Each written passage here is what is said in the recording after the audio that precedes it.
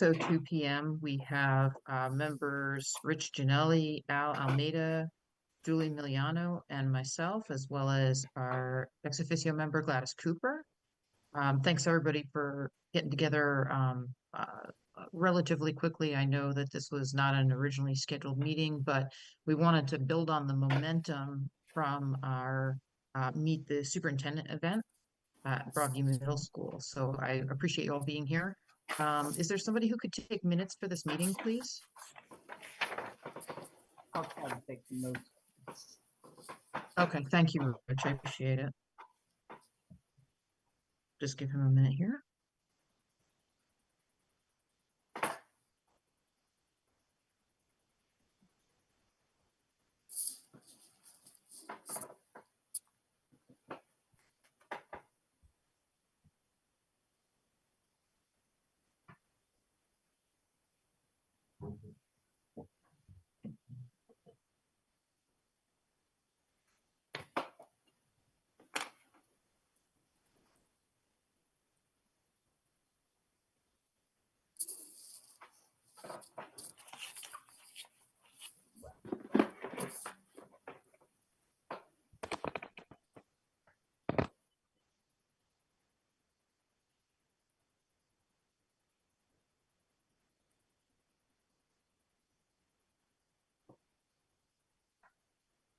That was a big notebook, Rich. I hope we're not taking that many notes tonight.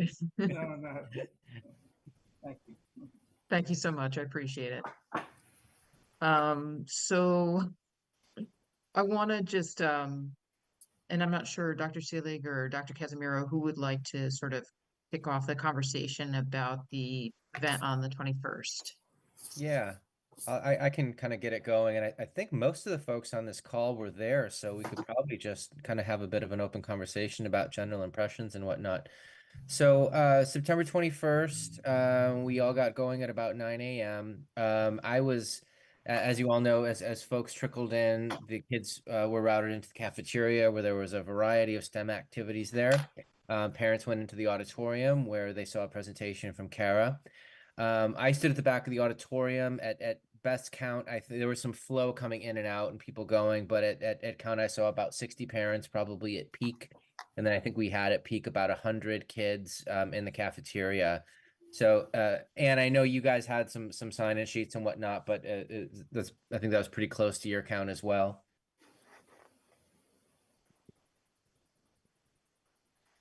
Nope.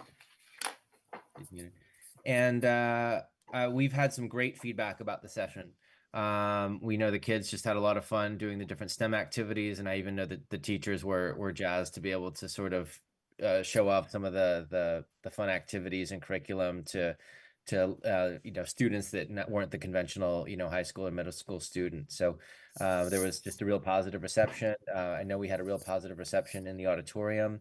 We had translation devices available. Laurie Boros was in the back doing real-time translation, UN style, so everybody could have the ear sets and hear Kara's presentation. And overall, I think it's a great sort of blueprint that we can use, if not all, or certainly in parts. As we'd mentioned, there was some significant costs associated with this one. We wanted the first one to sort of come out of the gate strong. So we did have food, there was a lot of teachers there that, were working on Saturday and some of those folks had to be paid. So I think there's variations we can on this theme that we can do that would bring out just as many folks, but keep costs down for the district as well. So just some general impressions. I mean, I'll Kate, if you want to open it up to the floor, we can get some other feedback. Sure. From board members who were there, Julie, I know you were there, and Ms. Cooper, you were there as well. I was there. I think that was it from Juanita was here. Yeah, she's not on this call, so I just want to open this up to the folks who are here just for their impressions. On my end, I think it went extremely well. I wasn't expecting. I was part of the event myself because I was making crafts and some of the something that the teachers put on the students. So I had a lot of fun. I think this is something that us as a board members should be motivating everybody to keep on doing, because I have really good feedback from parents. So on my end, it was fantastic. Can you come in the kitchen with me? I'm going to go get a cookie.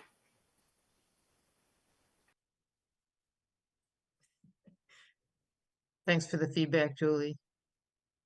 I'll offer a little bit as well. I thought that the event was really well organized. I was very impressed with the way that Dr. Mead's team, sort of helped parents and greeted parents as they were coming in the door and made sure that the kids were moved over to the activity areas and then gave a little guidance to the parents about what was going to happen.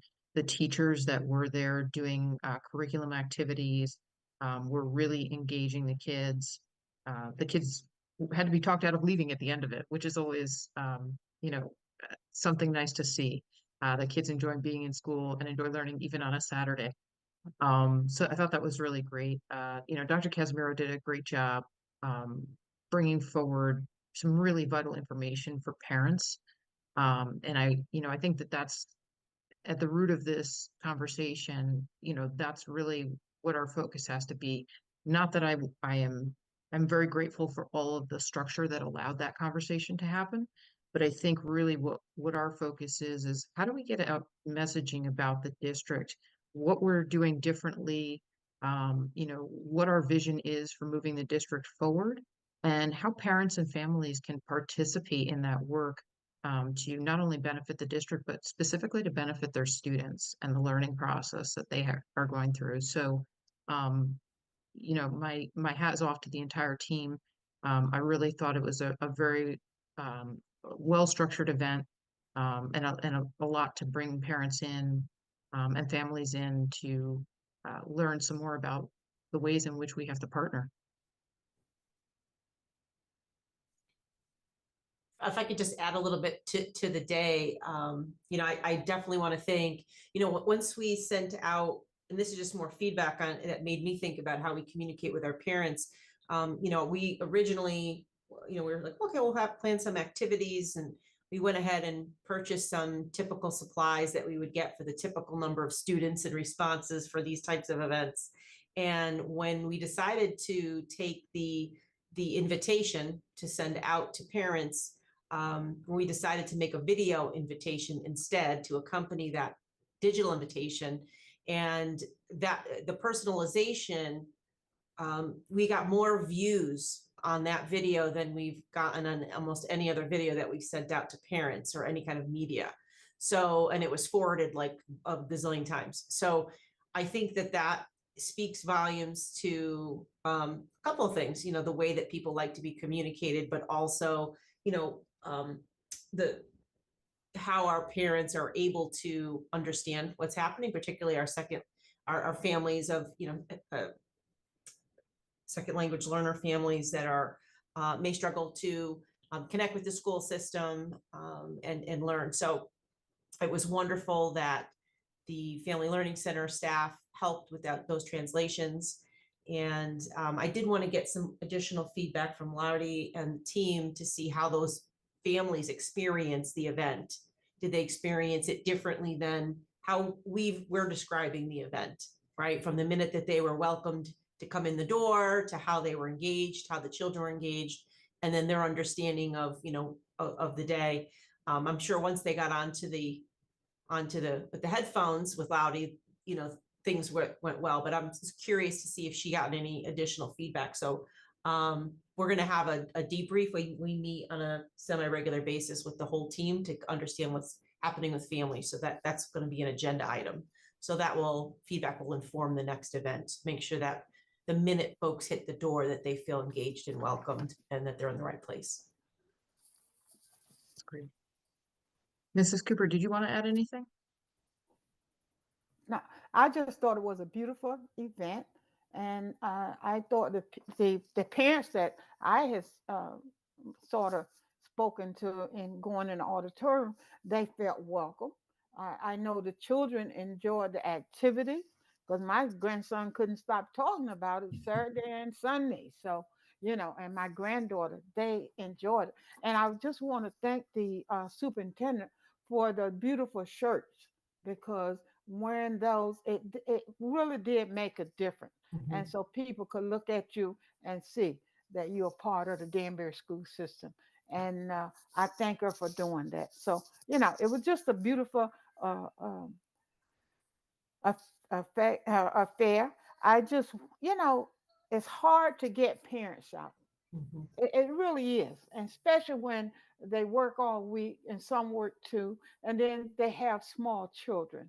And to me, that Saturday is their day to do what they have to do, and that is to bring their kids that they can drop them off, and someone else watch them while they run and do what their errand. So not only we are dealing with this situation, other groups are having the same issue as far as getting parents involved. So, whatever we can come up with to bring in one or two the next time. You're not going to have 100% or 50% when you start an affair like that. It's going to grow and grow and grow. It takes about 4 or 5 years for it to get to the maximum number that you want. So I enjoyed it.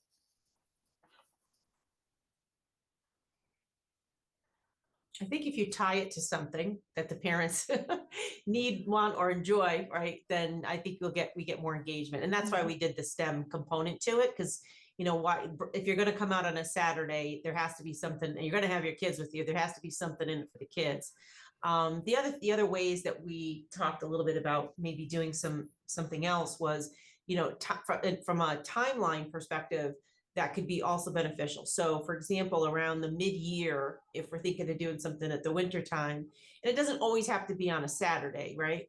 But you can, during the week, perhaps maybe it's on an early release date, perhaps it's during the conference time, or it's just before Oh, conference okay. time. But we do something on how to read your child's iReady scores, getting ready to, to ask those questions, like, how do you interpret this information so you can walk into your parent teacher conference prepared. And we have a multilingual event as well. And we give the speech again, right? We go into, so we kind of combine those things, and we can do the same thing around assessment time in the spring. And maybe keep some of the activities for the kids a little bit more streamlined and simple, if you will. What got complicated a little bit was with the food. And then it was, okay, do you have any allergies? And we're looking at what we ordered and trying to Yeah. make sure that how are we going to keep this food separate from the kids in the table? And what if they take the food with them to the tables and a student has another allergy? So it got, it ramped up pretty quickly in a short period of time. And then of course, the number of kids that were coming. So there was a lot of last minute adjustments. So, probably picking a date, identifying a date, and then being able to plan a little bit more. So I was very thankful for the team across the street, the curriculum center, because they were like, how do we scale an activity and make it rotate in 15 minutes? They were over there doing experiments. They were measuring chemicals and glue and sticks and counting out enough cups and making packages. And then they ran to the warehouse and they got those books and they packaged up the stuff that we had. So they did a great job. They were there like 9, 10 o'clock for like the 3 nights in a row leading up to that event. So, they did a great job. I was very proud of them, and we were very thankful for their efforts. Yeah, and I also want to acknowledge and thank Anne, you and your team, because you guys did a fantastic job of, just the logistics going into all of this and making sure we were able to keep track of who came in, and the dismissal was a whole nother piece. We had to color code kids so that we knew when the parents came that if their badge was red, that the student was in the red group, and all these little quirky things that you sort of don't think about sometimes. And then, you suddenly are in the moment and you say, oh, we need a solution for this. And Anne's team was great at just sort of coming up with these things at a moment's notice and going out and making sure we had all the right colored stickers and all those little things to make it work. We could not have done this without the resource center and Loudy and Grace and Anne. And then they even brought their family members. We were all scrambling for additional adults at the end. So everybody was grabbing family members to help support. But it turned, because of that, I think it was even nicer. So yeah, we got good feedback from the families as well, that have either come in for resources or come in for more information here at the Faith Center. So we'll get those comments written up. And yes, Mike, I was walking between buildings here. We do have the sign-in sheets and stuff. So we have exact numbers we'll get you. Great, thanks. Well, certainly want to thank everybody who played a role in making that day happen. And, on the heels of that conversation, we want to think about how we can continue this momentum from a successful experience there. And again, Casimira's point, this is sort of an iterative process. We're going to, maybe not do it the same way every time. And to Dr. Selig's point as well, um, you know, we're always looking for ways to engage with the public, and one of those ways that Julie brought to the board meeting last night was a conversation about how we might meet with different housing groups, whether that's uh, an organization that's attached to a specific housing space, or other community organizations that we can reach out to. So, that's something that we have talked about doing for a while that would really be, I think our goal needs to be, how do we build a calendar with these, and then how do we extend invitations or requests to these different groups and make contact. So I don't know, Dr. Seelig, if you had any thoughts about sort of the lead-in for that, or if you wanted board members here to sort of get this conversation rolling, but I want to defer to Yeah. you first. So thanks, Kate. So Karen and I sort of talked a little bit, and she alluded to this just a few minutes ago, which kind of putting themes in place that kind of hit the major events at that time of year. So we were thinking if there was a winter one, that'd probably be a good time to address chronic absenteeism, going away for the holidays, coming back, not taking additional days.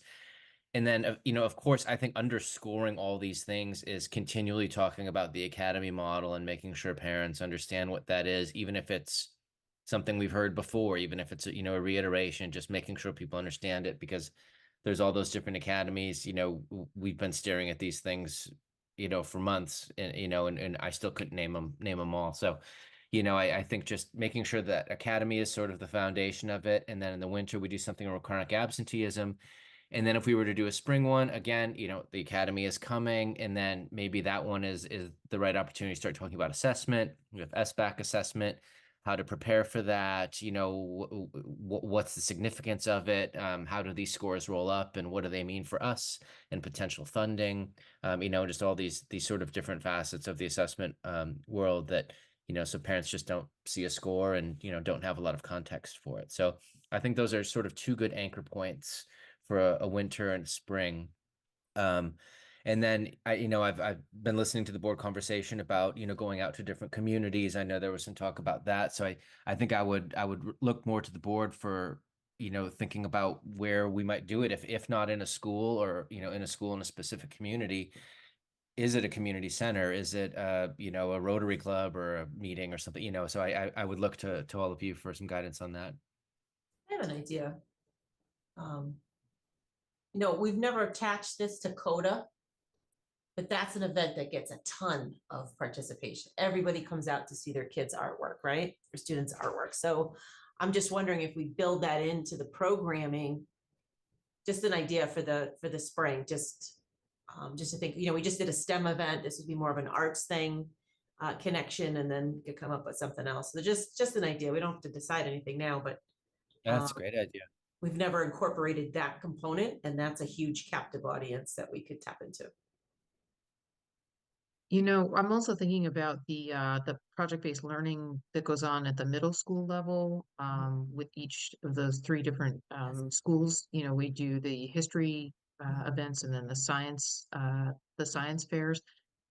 I've gone to both of those a few times, and that might also be an opportunity, to bring in some conversation about either the topics that you raised, Dr. Casimiro, at this last event, or to start, start more of those conversations about the academies and sort of how that's integrating across the district. That seems like a really good segue. So Yeah, I I like don't know it. if that's something we could think about too.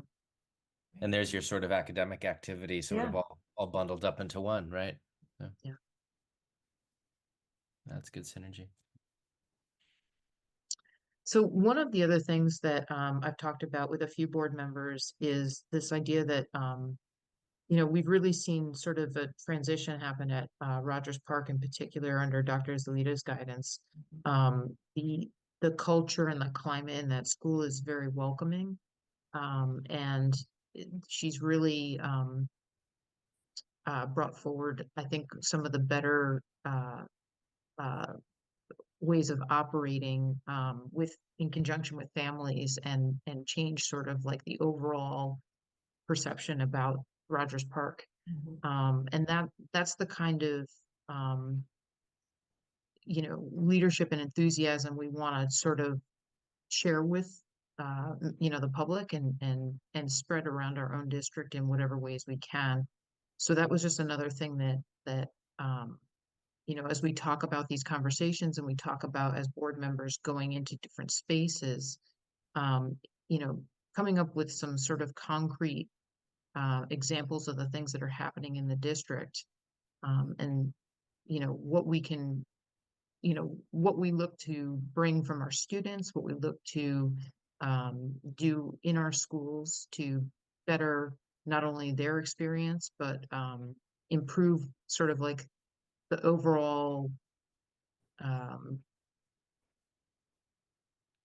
experience within the community, because the schools are part of the community, and I think that sometimes that gets lost. If you have a kid in the district in the schools, then you're sort of on board with that already. But if you're part of, let's say a senior housing area, or and you're a couple and you don't have any children in the schools, sometimes you forget about why the schools are important to your community. And I think being able to go into those spaces and have conversations with folks and remind them that, the public schools are here, in service to the community as a whole. That and to talk about the concrete ways in which that happens, I think could be very helpful. And it might even, give us an opportunity to get some support from groups that we don't typically see support from. Great. Yeah. Kate, to your point, I think the important thing for us to do is outreach. And, we're struggling with how to come up with an effective way to approach that. One of the points you hit on was the success that you mentioned with Rogers Park.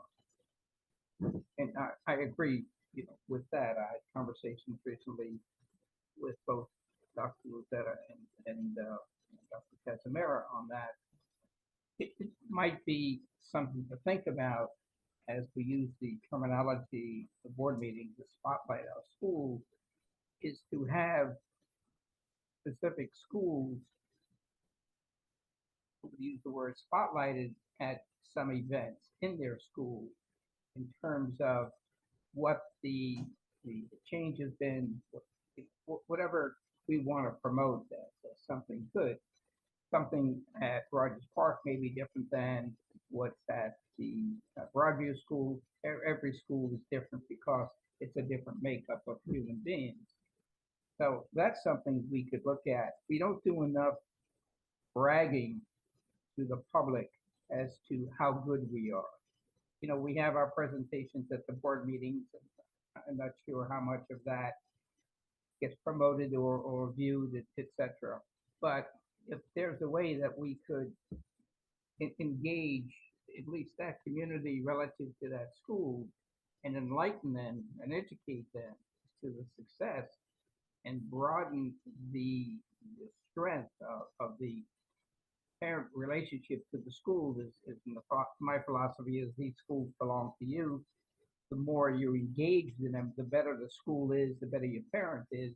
We may be able to look to do this on over a period of time. You can't do it all in 1 year, but over the course of a period of time, do some of these events, and then we could always polish them from what we see is good and bad, and continue on that. That's one thought. The other thought in terms of outreach is to the points that was mentioned last night with regard to Julie and the one previously with regard to, I think, Teresa extending the invitations.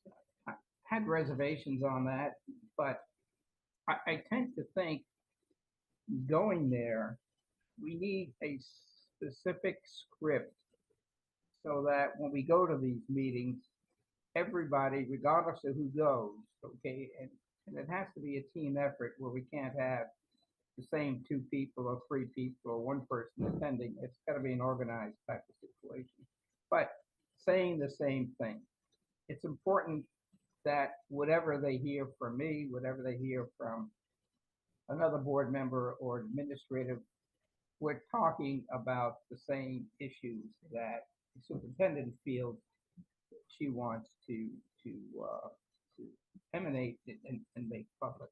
And I think once we have that script, we can start with that and then engage in more of a social thing there. But to make it a particular point is to let us take the lead, thank them for inviting us, but this is what we want to tell you about the school, and then listen to what they have to say or any questions they have. And if we can do it in an organized fashion, so if we have 11 board members and we get commitments, similar to the way you do the expulsion, so that you can say that on every event for a meeting, you'll always have 1 or 2 board members and somebody from the administration. Not sure whether we want to bog down the superintendent on everyone, but she's got a staff that can share the burden. So there's just some thoughts, and those are my thoughts on how we can start to develop some of these conditions by which we could reach out to the public and get them better acquainted with us so that they can be more informed as to what to do. Just have one more idea if I can add, not to prolong, but Anne puts together an amazing calendar of events for parent training, and she does that in collaboration with my CRC staff.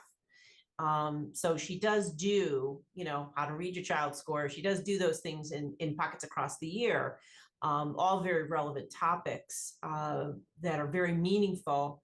And I'm wondering if it might be worth it to, because parents will also only go out to so many events across the year. So how do we maybe then take some of the things that we have established, we have an established calendar, increase the marketing around it, and then bring the board and me into those things that are already sort of calendarized and if you maybe pre-organized, if you will, with expertise that's already scheduled to come in.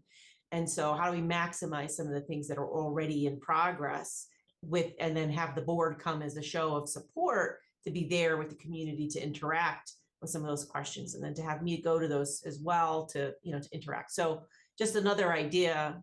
We could probably, get you a list of that. I know Anne works very hard on that across the year with the team to organize through the parent training opportunities that she puts together.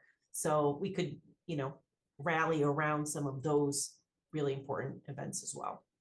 That's a great idea because it prevents us from tripping over ourselves. Right. In terms of, too much is too much. And if we could just, work together so we can get out everybody's message and we seem more organized rather than disorganized. Yeah, that's an excellent thought. We've done that before with Family University a few times where we had board members come, and I think one of the things that's helpful about those kind of situations is, I think, one of the things we struggle with as board members sometimes is, the appropriate space in which to answer questions from parents and families about what is individual questions that they may have. And we're as a board, we're supposed to operate as a single unit, and the chairperson speaks for all of us. But each of us certainly has come in contact with parents who have questions or concerns, and we always tread that fine line when there's a group of us, like, we don't want this to turn into a meeting, we don't want to cut across each other, that kind of thing.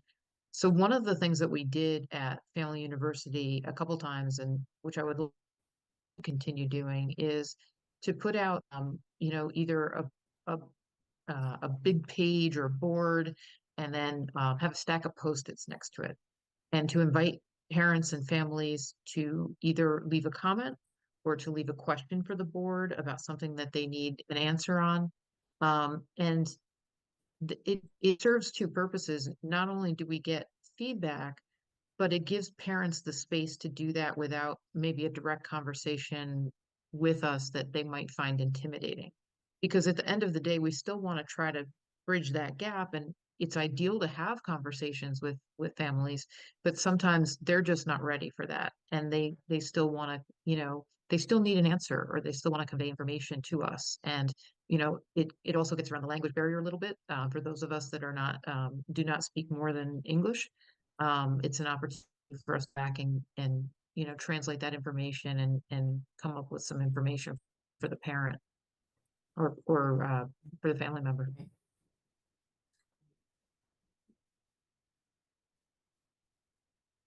So I think that's a great idea. Basically, that's what I'm saying. I think we should try to piggyback on those events.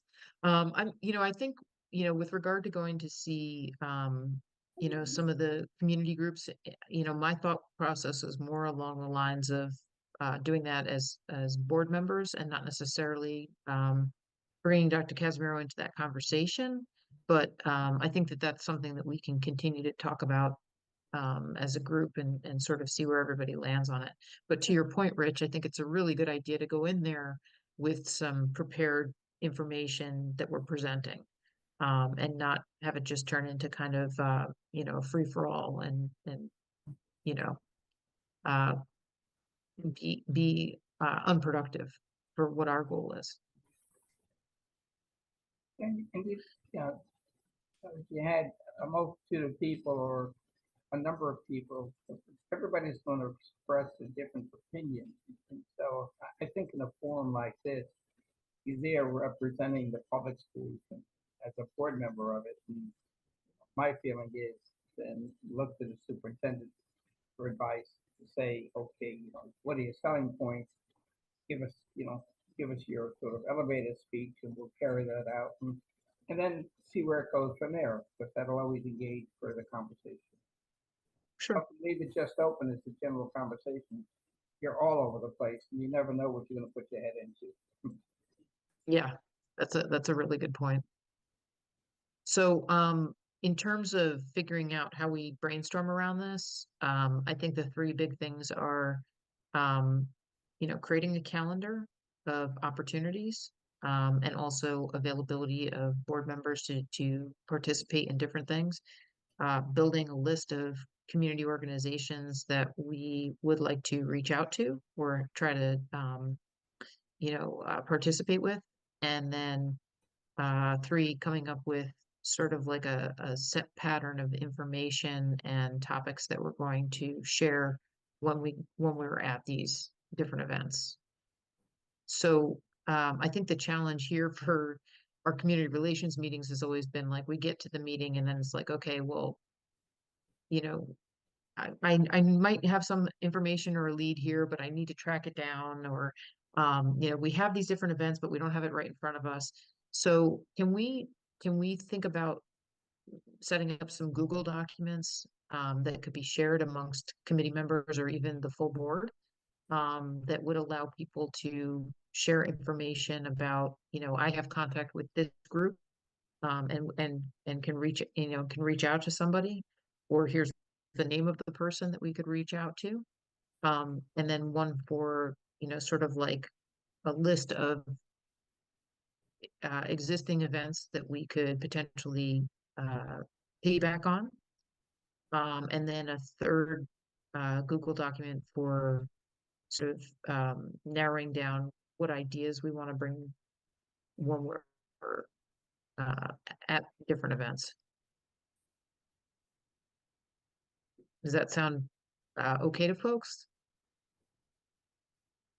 Well, another way to do this is it possible to get together formally, I mean, not formally, in person as a committee and hash this out, sort of face to face and just come up with something as opposed to, a Zoom meeting where I'm more of a people person. I like the face-to-face contact, the conversation that endures that way. We can just do the items that you're talking about, just doing it, face to face, and it just may be a little bit more productive than filling out a form and thinking about it at the time. This way you're engaged in that process there, so your mind is functioning to think about that as you're discussing it, as opposed to when you have some free time just to put down some thoughts on it. If I may, Kay, I think it's a yes, and I think we would probably get it started, sort of, brainstorming. And I think we did this a couple months ago or at the end of last year with we were going to come up with talking points for the academy. So similar to that, kind of use that as brainstorming before we get in together. Then let's all, we can get it in person, and then I can even have some of my communications folks there too, and we can create a web page. We can create postcards with QR codes that could be handed out. Just a sort of variety of things that you could take and like, again, just have in the trunk of your car, pamphlets for whenever you're going to one of these things, and and it'll all take people right there. And we can just have everybody sort of there in the moment, sort of creating it in real time, and as information changes, we can update it because it's living on the website, and not necessarily something we have to go back to the printer and do another run of 1,000 copies or whatever. So Yeah, that's a very smart idea. I like that. What do you think, Rich? Al, Ms. Cooper, Julie? I'm in favor, we're able to anything that would get this thing started, and the sooner the better. My thought is if we're into October, so are you planning another meeting before the holidays? We got October, November, December, and we have a lot of the holidays are coming up. Are you envision this for 2025? So our next community relations meeting is currently scheduled for November 13th. I would love if by then we could get a handle on what school-sponsored events are happening that we could participate with. I would love if we could have those 3 Google documents started so that we can, as board members, start to put some information down. I don't know what we're talking about in terms of starting to attend at different things, because I don't know yet what's out there. And I know we also have our own board business to conduct, and as we get into the holidays, everybody gets very busy. But it would be great if we could use that meeting on the 13th as our in-person sort of like, let's look at the information we have, let's build on the information that we have, and let's figure out, let's put together a concrete schedule as we approach the end of this year and the beginning of next year. So a more of a workshop session on the 13th. Mm-hmm.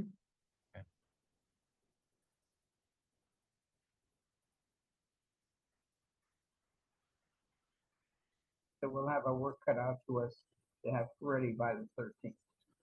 We have some homework before the 13th. That's right. Okay. So, And the 13th, we do have, the Community Relation Committee. And then we have a board meeting. Yeah. that being the case, it might be a good opportunity to have it in person prior to the board Yep. meeting. So it works out well. Works out great. Yeah, Mike, how does that Google Doc work? Is that something that you can facilitate? Absolutely. And I'll send you a link, and I can walk you through it if you have any hiccups with it. You know, and just label the document to the thoughts that each one be on there. Okay. All right, let's try this. You know, it's a good work in progress. As I said, we're starting something new, and we'll give it a shot. And not only from here will just only improve it. All right. Al or Julie, do either of you have feedback about this or any thoughts about how we can get ourselves organized or? No comment. I agree with everybody's, thoughts and ideas. It's a good way to move forward. Al, let me ask you a question. In Stanford, do they handle stuff like this? And if so, or how, I mean, I'm sure we're not reinventing the wheel, but Yeah. is To there be anything honest with you, Rich, I really don't get much from, the classroom side. What are they doing with the Board of Education and what they're doing, I got- the only thing we get as a staff is, some shout outs from the superintendent's office. We get a weekly, newsletter from the superintendent's office. But other than that, we don't get much information. Once in a while, they'll have like an outreach program, like, just like this past Sunday, they had the Stanford Public Education Foundation. They sponsored a 5K run for all the kids, which was was a huge turnout. And that's they have different companies and corporations that donate money and service and time and whatever into the education foundation. But other than that, I really don't see much. I mean, there probably are things going on. Mhm. I don't spend enough time down there to see it. Gotcha. Okay, thank you. I didn't mean to put you on the spot. Thanks a lot.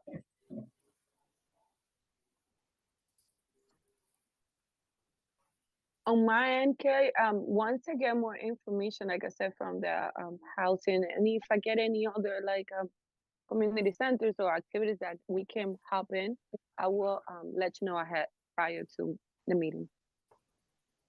Thanks, Julie. I also want to think about all the places of worship that are in our community. There's quite a lot. And that is a place that, might also be an opportunity for us to make contact, and reach out to some of the leaders of various congregations to see if they would be interested. I mean, I'm more than welcome to open the center if you guys want to stop by and make a public appearance.